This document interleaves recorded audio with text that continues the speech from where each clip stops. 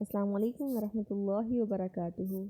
آج انشاءاللہ جو ٹاپک سٹارٹ کرنے جا رہے ہیں روزوں کے مسائل بک میں سے، وہ ہے قضاء روزوں کے مسائل، صیام القضاء۔ شروع کرتے ہیں اللہ سبحانہ و تعالیٰ کے بابرکت نام کے ساتھ۔ اللہ سبحانہ و تعالیٰ ہمیں عمل کرنے کی توفیق عطا فرمائے، آمین ثم آمین۔ اعوذ باللہ من الشیطان الرجیم، بسم اللہ الرحمن الرحیم۔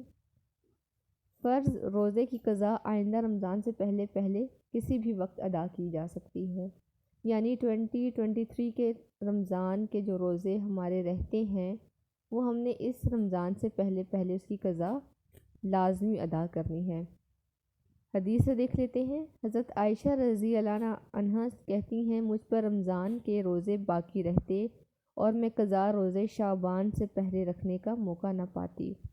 اسے بخاری اور مسلم نے روایت کیا ہے۔ حضرت عائشہ رضی اللہ عنہ فرماتی ہیں، روزوں کے بارے میں پہلے یہ آیت نازل ہوئی کہ قضا روزے رمضان کے علاوہ دوسرے دنوں میں مسلسل رکھے جائیں، لیکن بعد میں مسلسل روزے رکھنے کا حکم ختم ہو گیا۔ اسے دارقطنی نے روایت کیا ہے۔ حضرت عبداللہ بن عباس رضی اللہ عنہ فرماتے ہیں، الگ الگ روزے رکھے جائیں تو کوئی حرج نہیں، کیونکہ اللہ سبحانہ و تعالیٰ کا قرآن پاک میں ارشاد ہے، دوسرے دنوں میں تعداد پوری کی جائے، یعنی کہ ہم لوگوں نے اکٹھے روزے نہیں رکھنے۔ جس طرح رمضان کے مسلسل ایک مہینے کے روزے ہوتے ہیں، اس طرح باقی دنوں میں ہم لوگوں نے روزے نہیں رکھنے۔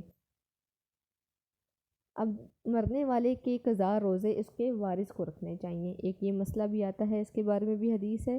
حضرت عائشہ رضی اللہ عنہ نے کہا، رسول اللہ صلی اللہ علیہ وآلہ وسلم نے فرمایا، جو شخص مر جائے اور اس پر فرض روزے رکھنے باقی ہوں تو اس کا وارث اس کی طرف سے قضا روزے رکھے گا۔ اسے بخاری اور مسلم نے روایت کیا ہے۔ اگر ہمارے کوئی بڑے نہیں ہیں دنیا میں اور ان کی قضا روزے پتہ ہے ہمیں کہ کتنے رہتے ہیں تو ہمیں رکھنے چاہیے، ٹھیک ہے۔ نفلی روزے کی قضا ادا کرنی واجب نہیں، فرضی روزے کی ہے لیکن نفلی کی نہیں ہے۔ حضرت ام ہانی رضی اللہ عنہ کہتی ہیں، یوم فتح یعنی فتح مکہ کے روز حضرت فاطمہ رضی اللہ عنہ رسول اکرم صلی اللہ علیہ وآلہ وسلم کی بائیں طرف آ کر بیٹھیں اور میں یعنی ام ہانی آپ صلی اللہ علیہ وآلہ وسلم کے دائیں طرف۔ اتنے میں ایک لونڈی برتن لے کر آئی جس میں پینے کی کوئی چیز تھی۔ لونڈی نے وہ برتن رسول اللہ صلی اللہ علیہ وآلہ وسلم کو دیا۔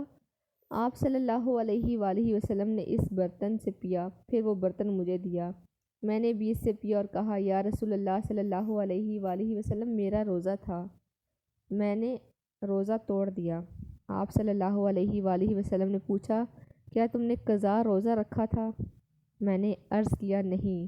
آپ صلی اللہ علیہ وآلہ وسلم نے ارشاد فرمایا، اگر نفلی روزہ تھا تو کوئی حرج کی بات نہیں۔ اسے ابو داؤد نے روایت کیا ہے اور یہ اتھینٹک حدیث ہے، یعنی کہ نفلی روزے کی کوئی قضا نہیں ہے، اگر آپ اسے کسی بھی ٹائم توڑ سکتے ہیں، اگر آپ کو کوئی عذر ہے تو آپ توڑ سکتے ہیں، لیکن فرضی روزے ان کی قضا لازمی ہے اور فرض نمازوں کی قضا نہیں ہے۔ اگر کسی نے بادل کی وجہ سے روزہ قبل از وقت افطار کر لیا لیکن بعد میں یقین ہو گیا کہ سورج غروب نہیں ہوا تھا، اس صورت میں قضا واجب ہوگی۔ اسی طرح سحری کے وقت کھانا کھا لی اور بعد میں یقین ہو گیا کہ صبح صادق ہو چکی تھی، اس صورت میں بھی قضا واجب ہوگی، کفارہ نہیں ہوگا، ٹھیک ہے۔ قضا ہوگی، کفارہ نہیں ہوگا، مطلب آپ نے اس کے بدلے میں روزہ رکھنا ہے لیکن کفارہ نہیں ہوگا۔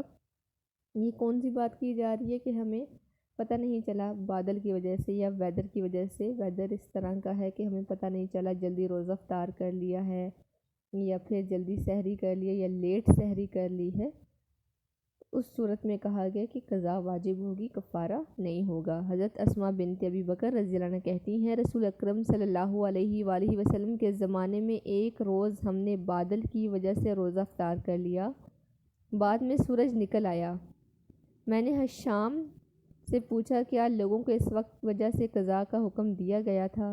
حشام نے جواب دیا، قضا کے بغیر کوئی چارہ نہیں۔ اسے ابن ماجہ نے روایت کیا ہے اور یہ بھی اتھینٹک حدیث ہے، یعنی کہ جب ویدر کی وجہ سے پتہ نہ چلے تو اس کی قضا ہوگی، کفارہ نہیں ہوگا۔